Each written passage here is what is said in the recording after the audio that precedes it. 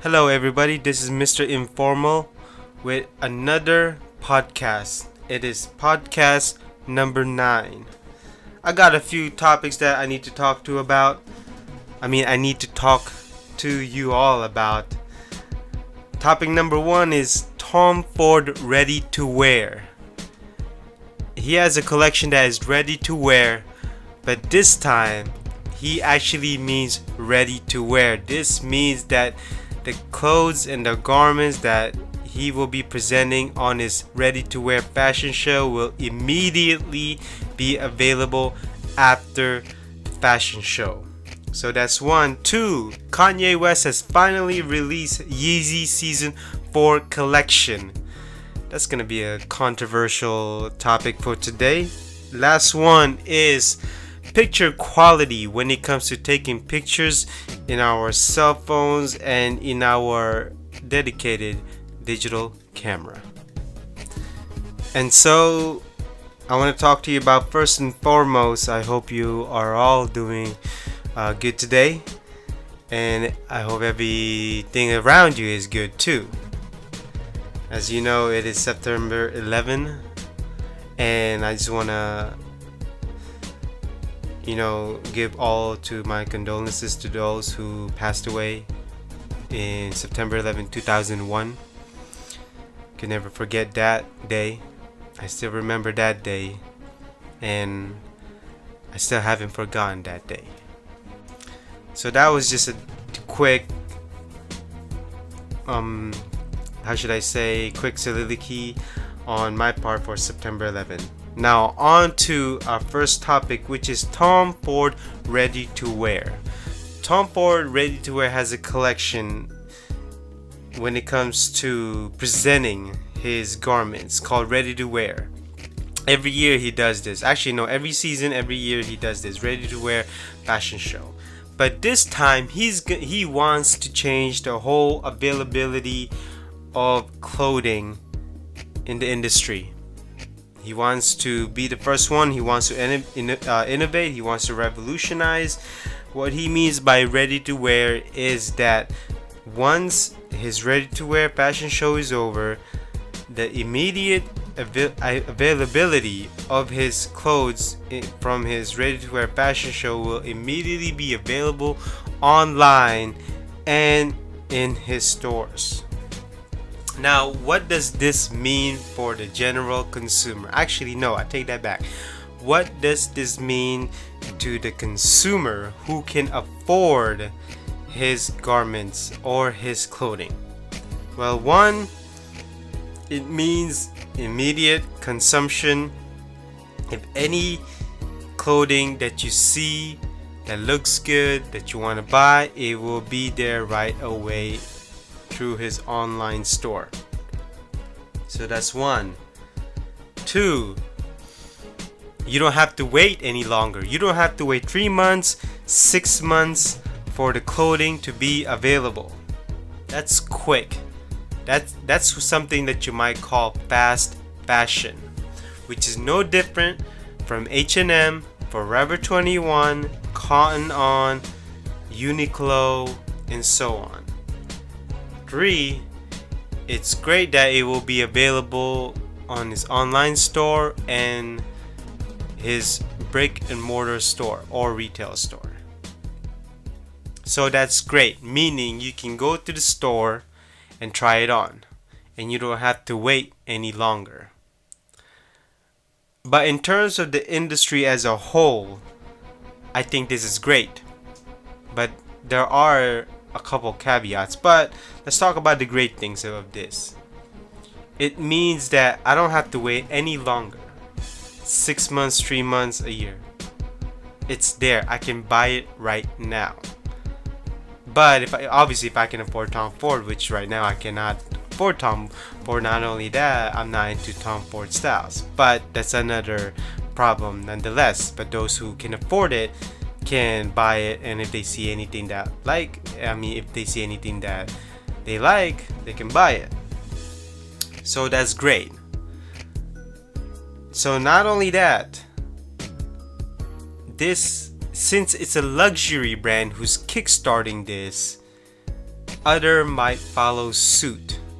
And so the whole industry might change the way they sell their clothing and their brand, in terms of availability, in terms of stock, in terms of the general reputation of their brand in front of the consumer's eyes. So this might be a game changer. This might influence the whole industry depending on execution. There is a cult following in Tom Ford's brand. There's a lot of fans out there, and there are a lot of millionaires out there, or even well-off people that loves Tom Ford. And so when they have this, you can bet that his fans will certainly buy it right away whenever they see something they like in ready-to-wear fashion. That is great and all, but there's something that I don't actually, you know what? No, I don't want to say this. I think it's more like it's really no different than having a fashion show. I think he just happens to make it available. But the thing what I'm trying to say is I think it's bad because my point is Tom Ford is so confident on his ready-to-wear styles that he can bet that it's gonna sell great. Meaning he's not gonna wait a few months to predict which style is gonna be good. He can probably and confidently say that every clothing in the fashion show will be great, because he is projecting, or he is blindly predict that all his clothes will sell, since it is ready to be available. Not only that, during the fashion show, you can bet that all those clothing are already sewn and made. This means that the availability in the show is at the same time. So that's one bad thing, which is you better be confident. If not, then it's not gonna sell. But for a man like Tom Ford, I would probably do the same, especially when I have that much followers with my brand. Second topic for today is Yeezy Season 4 by Kanye West has officially here, or has officially arrived, or has officially been announced, whatever you want to call it. And one thing is, it's monotone, solid colors, not a lot of prints except for the camouflage and certain knits. 2, it's tight fitting, loose fitting, relax, oversize. 3, we have streetwear styles. We got, fall and winter styles with the sweaters, jackets, again, outerwear.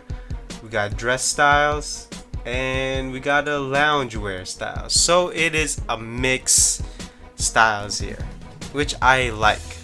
It's not just one thing. It's not just one big theme. The only theme that I could see this is the monotone colors. Other than that, it's basically Kanye West in his own mind. So what do I think of this collection? For one, I like the fact it's mixed. It's a variety of styles. That's basically it. I don't see anything that I would say is spectacular, creative, unique. I'm not putting this down. Like I said, I like that it's mixed.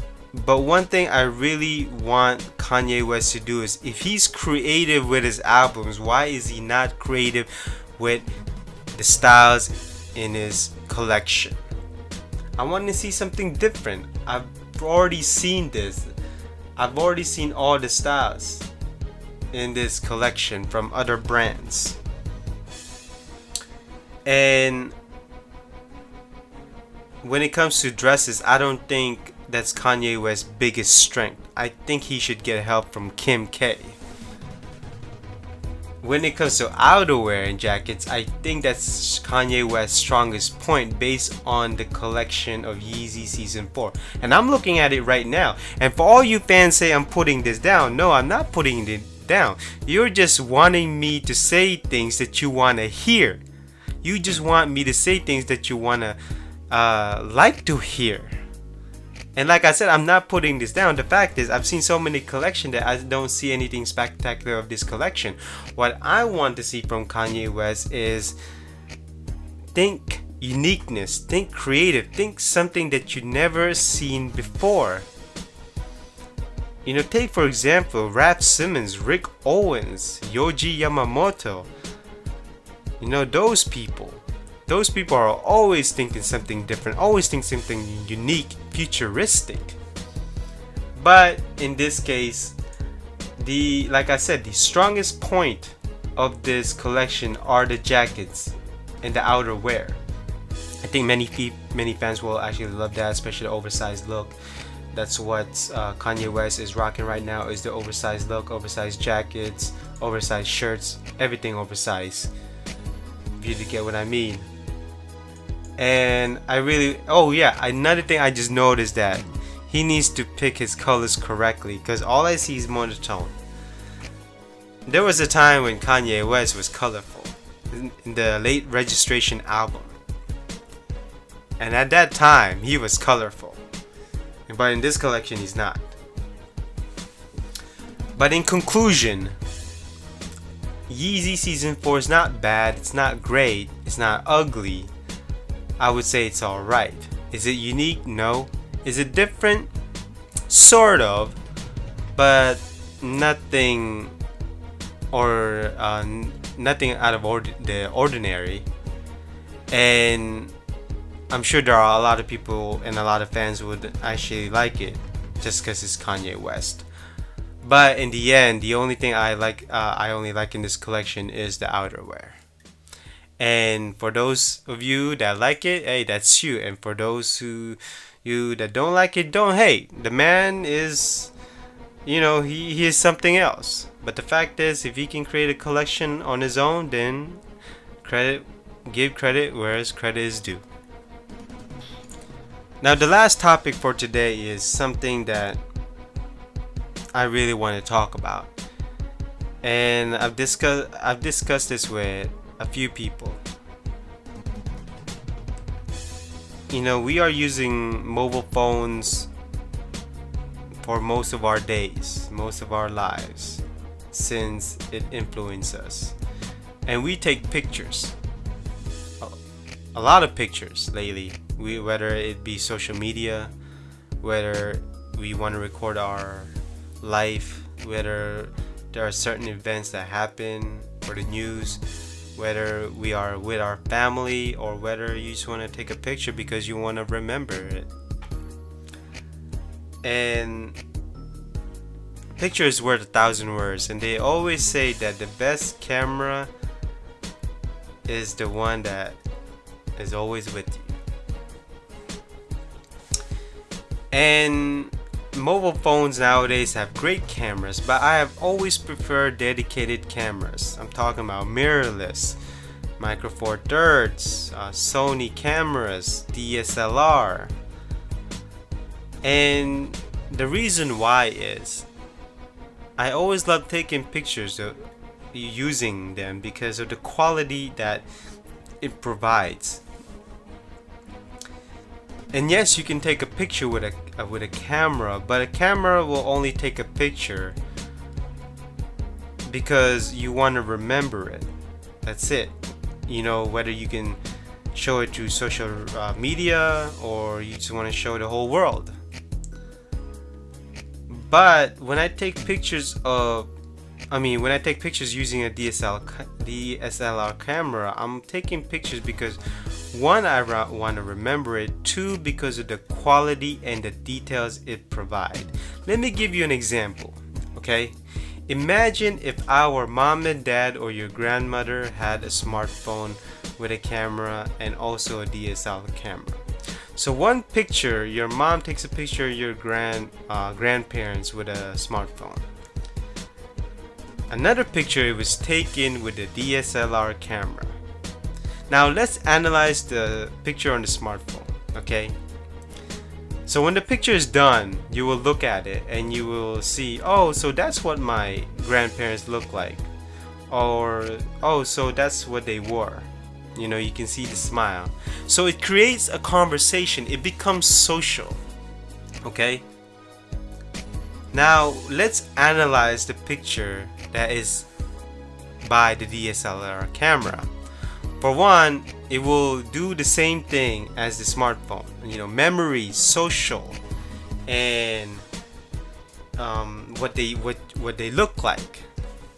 Now, in terms of DSLR camera, you will see the finer details. You know, their skin. You know what their skin, their hair, their eyes. It's almost like you're there. It's almost like it's so real. It's almost like it's giving you it's almost like the picture has a soul to it, because it's almost like you can touch it. And that's exactly what I mean. I'm not trying to take away the quality of a smartphone, but there is nothing like taking a picture using, you know, dedicated cameras with a bigger sensor compared to the smartphone. Because of the realism that it provides, there's a soul to it. Whenever I see a picture of my mom or my relatives from the 35mm days, from the Polaroid days, there's a certain soul to it that I just cannot explain. And you can see the realism to it. And I know that smartphone cameras are getting better and better, but we're still not there yet. When we are there, then I could say, you know what, let's take a picture using my smartphone camera, and not only that, it will be the best camera I will ever have and use, because the best camera out there is the one that you have. But as of right now, you cannot replace realism and details just by using a dedicated camera. And let me know what you think, okay? Comment down below. I do read my comments, and I do want to know your opinions, because as of right now, I feel like the whole camera industry is stagnant. But when it comes to just taking pictures, again, you cannot beat it. And when smartphones do get there, not via software, you know, because right now everyone's doing it via software, Apple, Samsung, LG. No, it's not the same, people. That's why Leica or Leica is still alive, okay? Because if smartphones were that great, they would be out of business by now. All right. So let me know what you think, okay? And appreciate for all of you listening to this podcast. You know, again, I do appreciate for all you listeners out there on this podcast number 9. I hope you have a great day, and please do not forget September 11, and don't ever forget for all those people who sacrificed their lives helping people and for this great nation of ours. And again, I hope you all enjoy my podcast number 9. I'll see you in the next podcast. This is Mr. Informal signing out. Bye-bye.